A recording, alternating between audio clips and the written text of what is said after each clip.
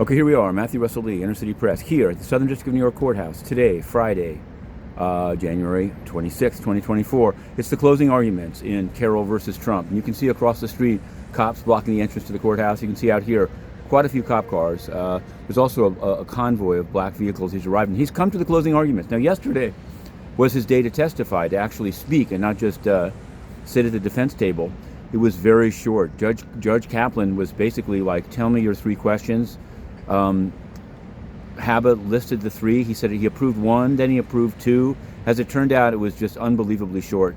Shorter, as we've written this morning, and you can find this on Inner City Press and Substack, than his speaking at the... not only did he testify, but he spoke in closings at Judge Engoron's trial of the Letitia James versus Trump case. So we compared the two and a few other things. There was a few other events. You can find that all online. Now, we also covered yesterday the sentencing of Mr. Mark Scott of OneCoin. He was the money launderer for a global scam. Basically, it's hard to even really call it a crypto case because it was like crypto without a blockchain. Without a blockchain, it's not a crypto. It's just a fraud. And he made massive money. In fact, I was looking just now after the fact. Yesterday, he seemed kind of thinned down. He's saying he's got some medical problems, all of which are redacted. Even the names of his clients are redacted. We're still, although we respect the judge, disagreeing very much about keeping a money launderer's clients who write letters of support confidential. That's problematic.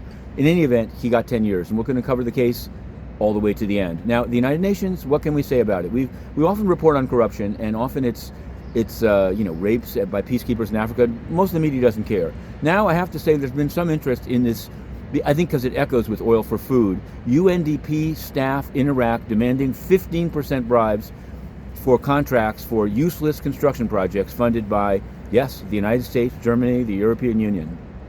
Now, this should result in a massive... So this morning when Antonio Guterres, the Secretary General, who's had Inner City Press thrown out for reporting on his corruption, had a statement, we thought it would be about corruption in Iraq. No, it's about, belatedly, UNRWA.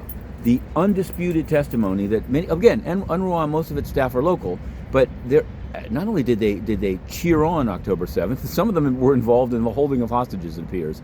He's deeply concerned. 3 months after the fact, and while skipping an event here in New York. But you can find that all online. We're heading into the courthouse, innercitypress.com.